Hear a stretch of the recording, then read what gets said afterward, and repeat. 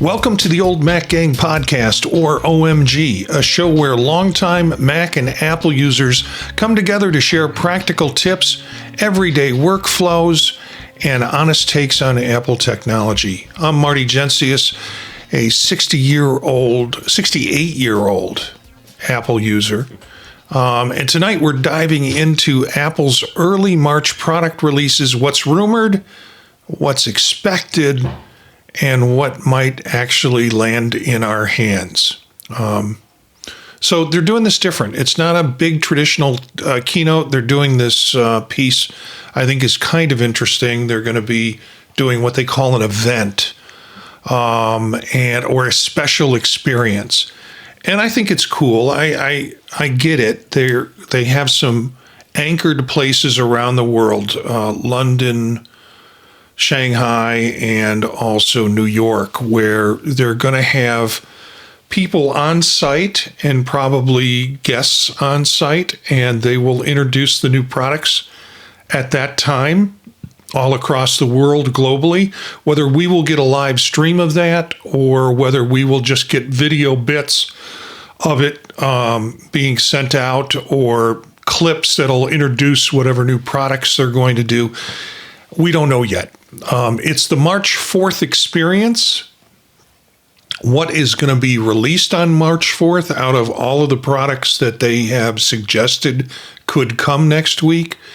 There's also been some suggestions that things will roll out on March 2nd, Monday, on March 3rd, Tuesday, and then the event on March 4th. So if it's some products like the MacBook Pro's getting a speed bump and really not much else structural with it, that could be a release anytime during the day, or maybe they're just going to dump them all on the same day. We don't know yet, but people have suggested a calendar of releases, which includes the MacBook Pro speed bumps on Monday, the iPad and or the iPad and or the Studio Display on Tuesday. And then on Wednesday, the new MacBook, I don't know what you call them, just MacBooks, I think they're just calling them. Little smaller form factor, what people have been referring to them as MacBook Lights, because they're not running on M chips, they're running on the same chips that were powering your phones, and meant for more casual, maybe even educational use to break into that market. Along with that, there's some discussion that an iPhone 17e will come out on that day. So what the best graduation gift you can give your kid or your grandchild? A MacBook that they can use and a phone that goes with it. So who knows what's going to happen with that. Let's introduce the panel who's with us tonight, and we'll go ahead and start with Chris. Give us a little talk about who you are and what you're doing.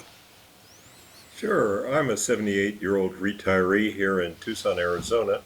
I started with the Mac with a 128K Mac and spent 9 years with the user groups, and then got to work for Apple for almost 8 years, and then did university Mac support for the last 15 years of my career. I love it here in Tucson. I'm a member of the Tucson Mac user group, and Bob is going to introduce himself in a minute. He's our president. And I'm currently using an M1 Mac Mini, an iPhone 16 Pro Max, Watch Series 11, 9th generation iPad. So I'm sort of very curious about what these new products may be. Bob, you're next.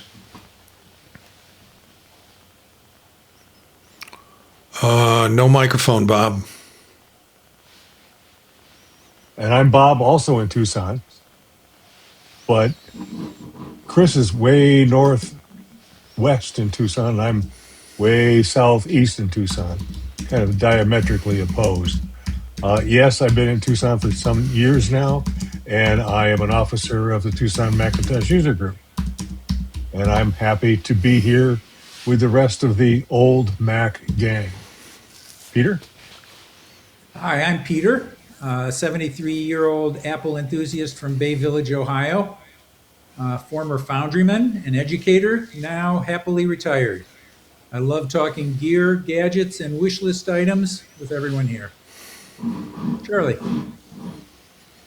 I'm Charlie Lindahl. I'm 70 years old in Houston, Texas. I'm retired from Texas A&M after 20 years in IT, and I've been using Macs ever since. Even I even had access to the Lisa, which was the pre-Mac days, and I've been heavily involved in Mac stuff and Apple stuff for since then.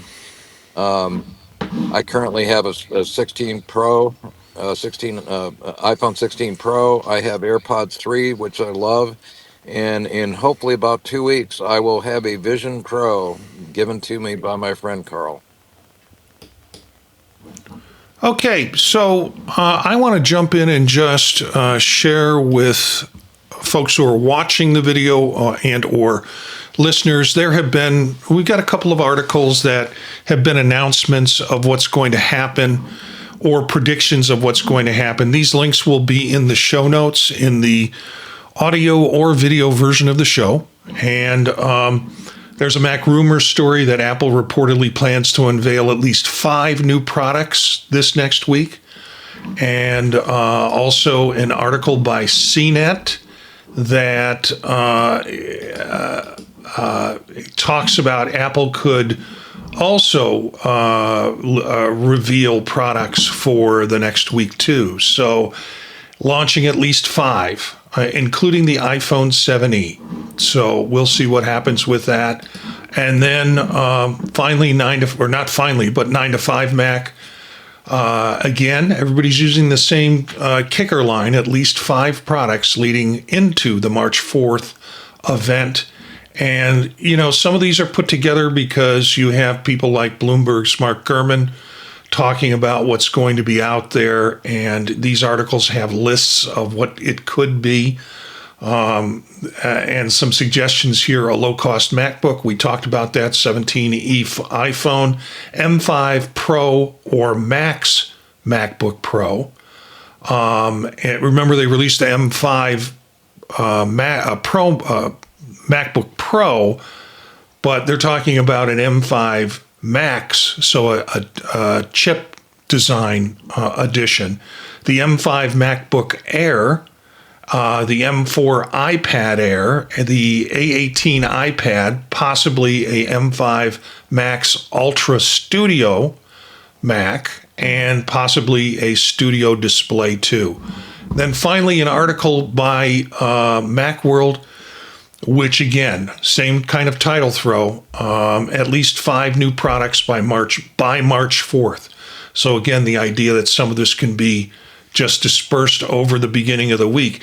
And they've done that kind of thing before with a previous release where it was sort of like, we're going to drop this new version of this on this week. It was just the last round where we had sort of a week of releases. I was had appointments all week long and was getting text messages from friends saying, yeah, they just dropped this. And then like 2 days later, yeah, they just dropped this. And it's like, my bank account is running dry. They've got to stop putting equipment out. So we'll see what happens this week. And again, there's lots of information in the show notes for both the audio and the video version of this. And let's start out with the first question for folks. Of the rumored products, which ones actually interest you? And we go to Chris for that first. Sure. The low-cost MacBook looks, if it comes in a variety of colors, it kind of conjures back to what we call the lifesaver iMacs internally. That was the ones that came in the 5 or 6 colors or whatever it was after the original Bondi Blue iMac. And they were wildly successful and colors that Apple never thought possible. People loved the purple and loved the orange and things like that. So we'll see what happens with that. And I think it's an interesting niche they're going after. I'm also interested in anything AI related, like wearables. And how those might interact with, a watch, AirPods, etc. Finally, a touchscreen MacBook Pro could certainly be on my radar. I don't know if we're going to see that along with the foldable iPhones until probably in the fall. So maybe we'll come back to that later on. Bob? Yep. Mostly, I would be like to be wowed by an unrumored one more thing. Probably not going to happen. But perhaps a new 27-inch display. I do miss my 27-inch IMAX display.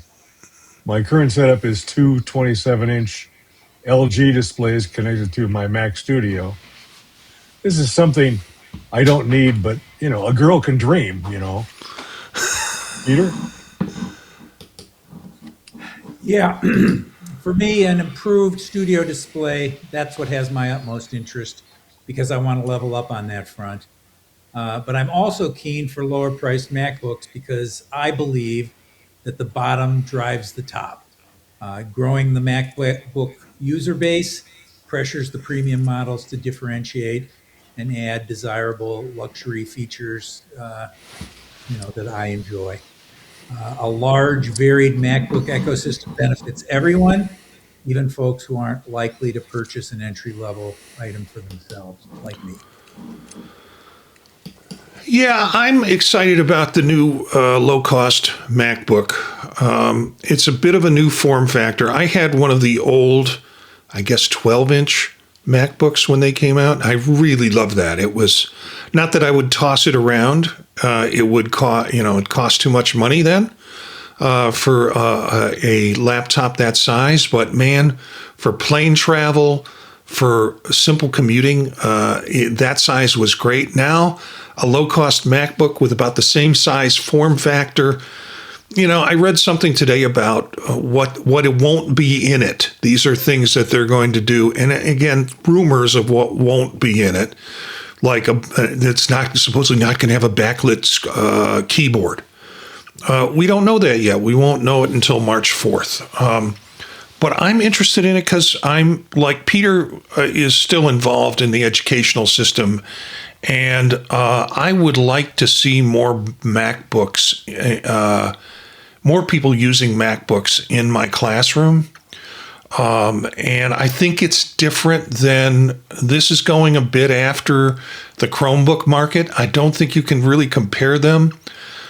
Google has a weird collection of apps to support the Chromebook kind of thing, and I just think that it would be nice to be able to put in a student's hand a laptop that's less expensive than $1,000, closer to the 500 mark, that also has pretty much full functionality with a large app ecosystem for them to work with. I think that would be a big seller. And again, as Peter, and I thought it was beautiful what you said, Peter, the idea that you expand that market, you get people in, and then as they get older, maybe as they get more disposable income, or when they start to think of getting something for employment, you've got them into the system already, and they'll work their way up the ladder to some of the other models, and it'll also force the other models not to stagnate, which is really nice. So yeah, I already, I'm not an iPad user. I have them. I have really nice iPads, but I just can't make the switch from the ecosystem. So I use my MacBook Air, or I use, I use a MacBook Pro that I have, but I rarely go, oh, this is the time I'm going to take the iPad with me. So I have no rush to replace that. So if Tuesday is when the iPads come, I'll sleep in late. But that's I'm really looking forward to the MacBook Lite. Charlie. Yeah, I'm looking forward to an announced date for the Mac Mini M5, and I don't think it's been officially announced as far as the date. I'm probably going to update to that because I want to do a lot of AI, and doing that with 16 gig or 24 or 32 gig, even though it's going to be fairly expensive with the RAM the way it is. I think I'm probably going to go a Mac Mini M5. As far as the low cost MacBook, I'm a huge advocate of any of the MacBook stuff and the Mac stuff, and I always hear, "Oh, it's way too expensive," and I'm like, "Okay, well, if this comes out, I'm going to probably be able to sell. I should get a commission because I'm going to be able to sell a heck of a lot of those MacBook for inexpensive ones." Yeah, I wonder if we're going to see even an announcement of the Mini M5. I would suspect that might come during WWDC with developers because that's when they want to stack them and use them. And people have already been purchasing them out because they're using them for all sorts of AI projects and bundling them to run stuff. So I don't know if we'll even get an announcement of it. It would be interesting. It's not on any of the radar at this point, but we'll see. There was an announcement yesterday that Apple's going to shift its Mini production for domestic to a production facility actually owned by Foxconn, but Apple really never owns its production buildings anyways. And there's about 1 million of them a year that they sell in terms of minis. And whether that will capture all of the market, at least domestically it should, or there are going to be other locations that are going to build minis too. I think it's interesting that they're bringing that one home. And there's been reports of minis running out of stock. So who knows? Yeah, Peter. Yeah, for people interested in Apple onshoring production of both minis and chips, there's a Wall Street Journal video online. I'm sure if you search Wall Street Journal, Apple onshoring, you'll find it. That's very interesting. And I believe the Apple spokesman said they want to move to supplying most of the American minis from domestic assembly. Yeah. So our second question is, what products do you personally want to see released? And we go back to Chris. Yeah, I've been thinking about this a little bit in terms of the moniker of the Apple experience. And, what occurs to me is Apple is theoretically crossing some pretty big boundaries this year. And I'm talking about a touchscreen MacBook Pro. And, there's been a lot of reasons why the iPad was the iPad and the MacBook was the MacBook or the MacBook Pro. And to see those combined in a touchscreen, and there's some rumors about, technologies that they're going to use to, incorporate a touch interface into Mac OS. And so that sounds really interesting. The other side of the coin, of course, would be, a flippable, or let's see, it's the iPhone flip that it opens, and then the foldable, I think, is a vertical crease, and the other one's a horizontal crease. And it'd be real interesting to that. I'm thinking in terms of, so is this iPhone Fold going to be like a Mac Mini in my pocket, or is it going to act like an iPhone? And, how is that going to be handled? Because the iPad OS branched off, as we all know, about 3 or 4 years ago, and it is different. I mean, it has some things and it doesn't have some things. And certain iPhone apps don't exist on the iPad. And so it will be, and the interface on the iPad, of course, is bigger and different. And, we only need to look as far as, Adobe Lightroom. And those two, they're both, the mobile versions of Lightroom, but they are different. And so these are the things that are sort of driving my curiosity, albeit they may be later this year. But again, I'd love to see anything related to AI and what Apple's going to do for it. And I got my fingers crossed that it's really going to take this time, sort of Apple Intelligence 2 or 3.0. Bob? Some of the pundits online are talking about a MacBook Nothing. Maybe it's called the MacBook E, like the iPhone something E. I would really like to see both of those released. Like the other guys here, I feel these lower cost versions of the phone and the MacBook can help improve Apple's position in the education market. If students grow up using these Apple products, then they will more likely keep using the Apple ecosystem in the workplace. How about you, Peter? Well, I want everything, and like you, more. I'd rather see more released than less.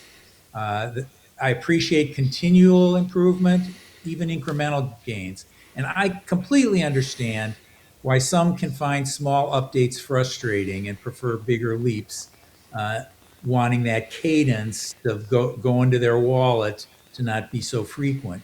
But I'm happy to take a different stance and upgrade whenever the improvements feel meaningful or the accumulated improvements are meaningful to me.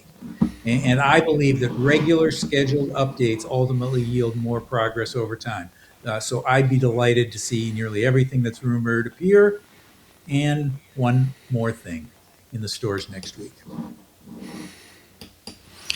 I the only thing I wrote down was the MacBook Pro M5 Max. That is something that I'm interested in.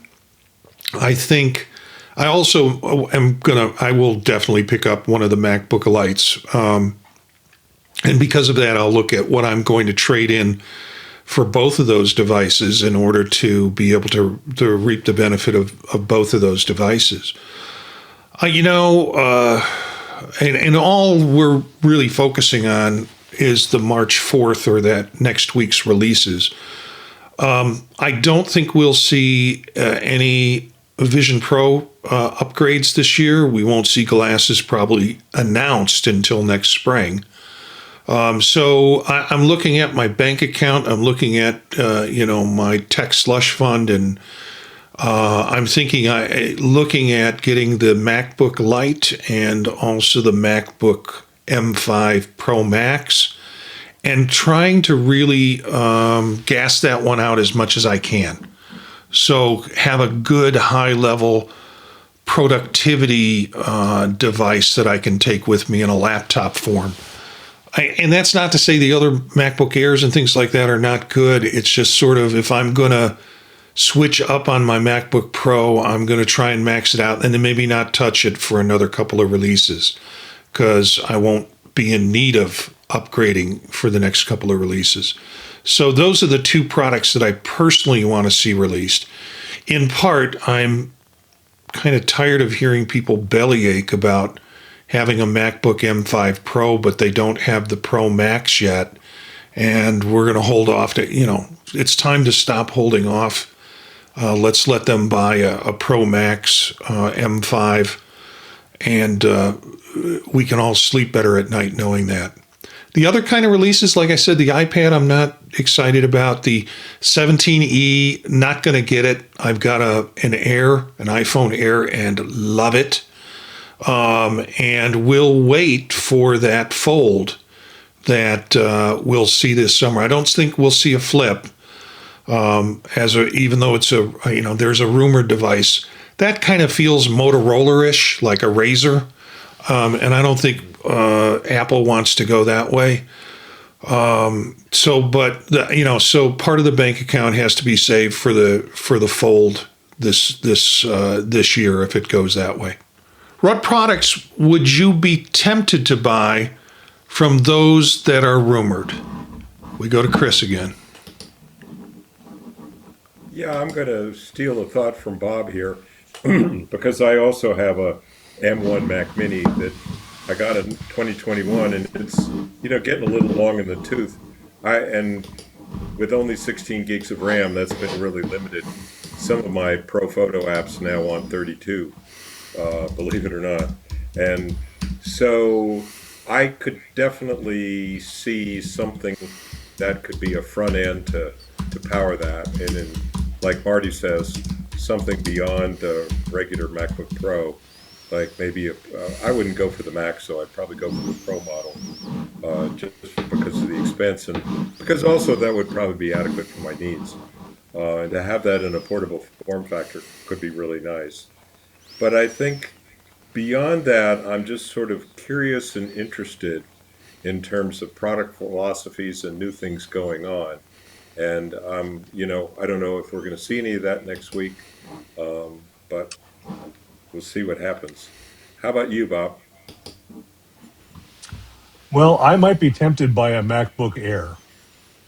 My current MacBook Air is an M1, and I really only use it when I'm traveling. So, do I need to replace it? No. But if I had a MacBook Air M5, I could then pass my M1 down to my son. Of course, that would be a rationalization. What I have now meets my needs now. But humans can rationalize just about anything, and that includes me too. How about you, Peter? Well, the Studio Display 2 sort of has my name on it. I probably won't go for it on release day, but I'll likely get it before year's end. The bigger the improvement, the greater the temptation to act quickly. Uh, I wouldn't buy an entry level MacBook for myself, but it could make a great gift for one of my nibblings kids. I had thought this announcement might be premature for graduation season, but now that I'm pondering that, it takes time for those kids to get excited about the colors, pick a favorite, and make sure the right relative hears about it. So that's what's on my plate. Yeah, here's the other thing, Peter. This is also, I believe, the buying season for fall products for school districts. So one of the reasons why I think the release is now instead of, usually we see the September surprise for going back to school, and I think the possibility that it's being marketed not just to individuals, but being marketed as laptops that are usable within a school district is why I want to buy one if one's available because I want to play with this new form factor and all the good and bad that I've heard about it and see if I can push it in the way that it can be. Bob, I have no one to pass things down to except back to Apple. So that's sort of and I've mentioned this before on the show, I sort of lease things. I don't buy things. I keep them for a year or two until another product line comes out, the new fancy car comes out, and then take my losses and move up. I'm so out of the bin, probably the MacBook Lite and also the something maybe within the MacBook Pro design that I'll look at, and that'll be enough for my pocketbook.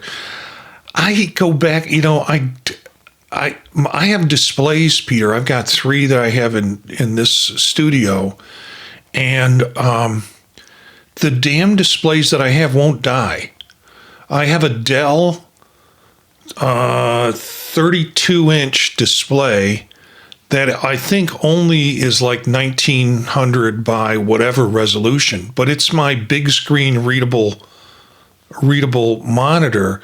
And when I think about a new monitor for Apple, I need one to die first. This Dell one actually uses a VGA connector. That's how old it is, but it works and it doesn't die. And I've got another Samsung on a armature over on the other side. And if I was going to look at a new monitor along the Studio 2 levels, there are cheaper manufacturers who do the same sort of specs at a lower price. But unfortunately, none of my monitors are dying on me, which would give me an excuse to be able to get one. And there's nowhere for me to pass back the old ones that haven't died. So, yeah. Charlie, what's your thoughts? Can you hear me? Yep. Good. Okay. I had to turn my car off because it messed up the audio. Once again, in this Mini M5, I'm also curious to see if they're going to make any announcements about improving AI or what their AI direction is. because that's still kind of up in the air. And I'm convinced that what Apple is doing with AI is similar to what they did with the iPhone.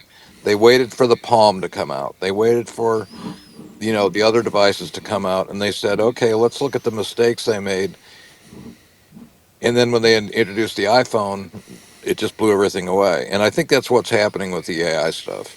The other point that was made in one of the articles, and it may not have been featured there, is Apple may be very wise in waiting on their AI stuff because Google and Amazon and Microsoft and OpenAI are pouring hundreds of billions of dollars into building their data servers.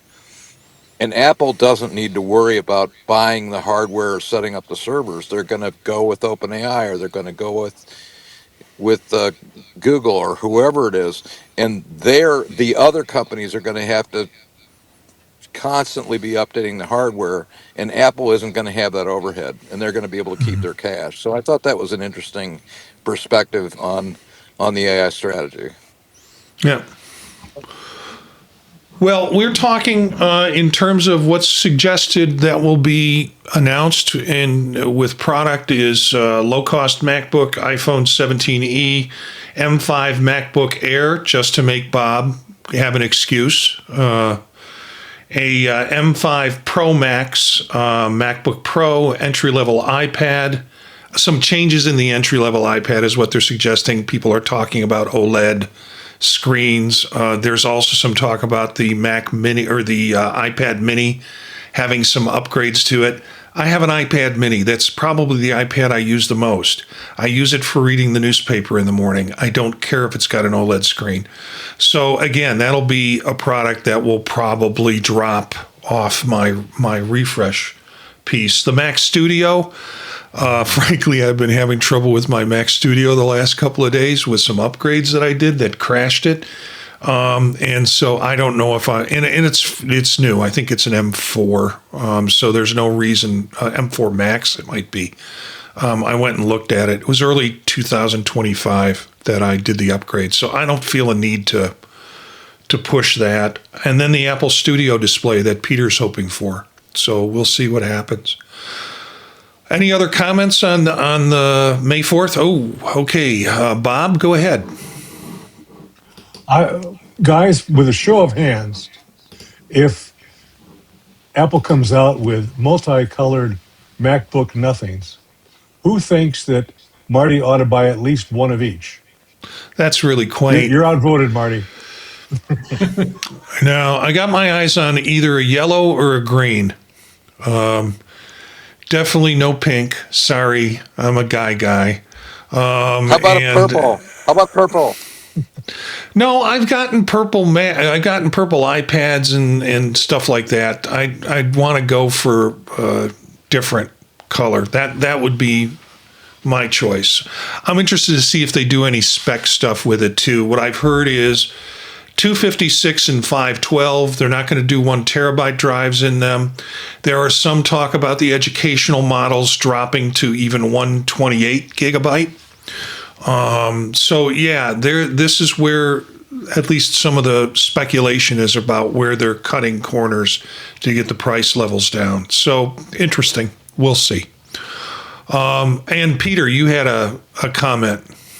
Well, my comment is a tangent, but I know we have a lot of weatherheads on the team here and as well in the audience.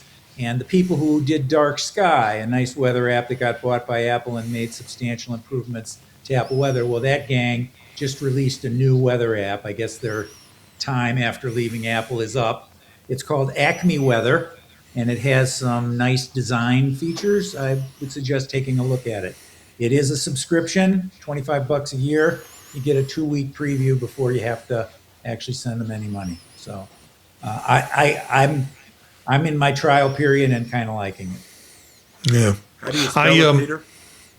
Acme, ACME, so it comes first in the phone book. Weather. Just like Roadrunner and Wile E. Coyote. Or Acme Markets. Yeah, it's an interesting app. I loaded it yesterday. We talked a little bit about it on Mac Voices. And there was a lot of discussion about, hey, You mean I have to sign up for a subscription, and if I don't cancel it in 14 days, they're going to charge me $25 versus why don't they just give me 2 weeks? And then if I don't do anything, I have the choice to opt out with that. And there was some discussion about which way is actually better.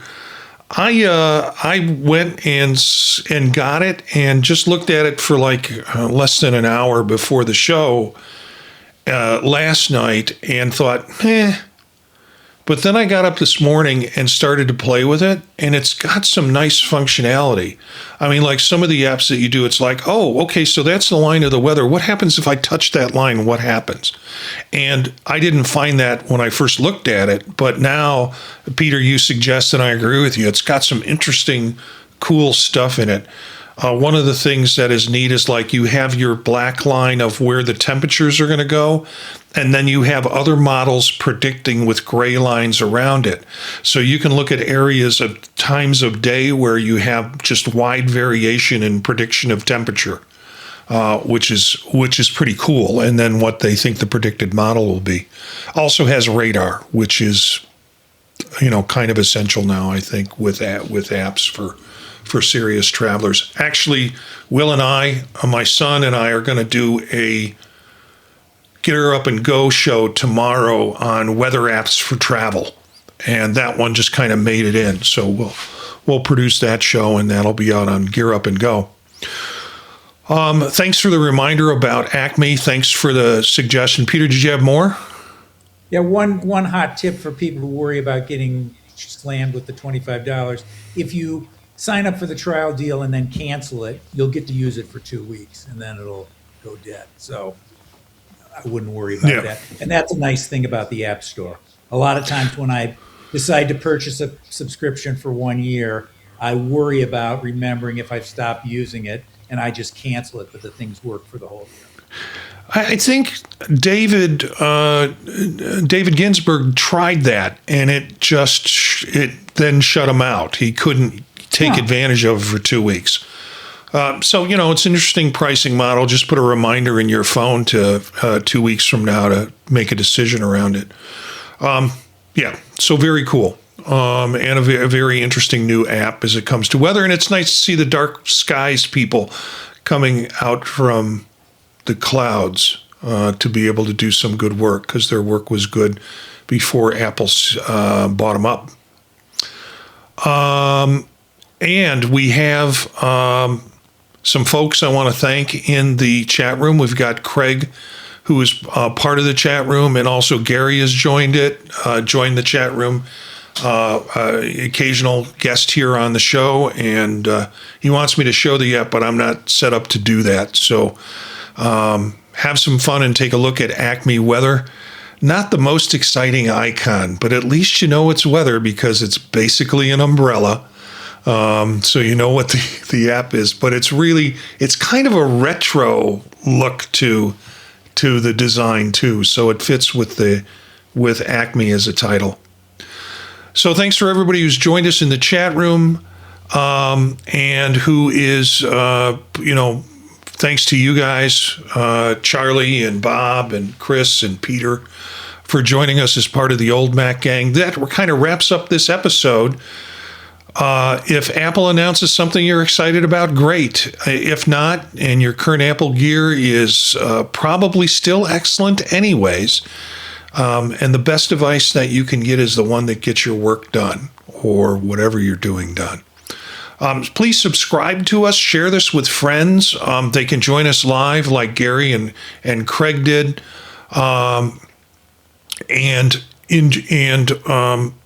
Join us live to see and join in on the chat if they want to do that.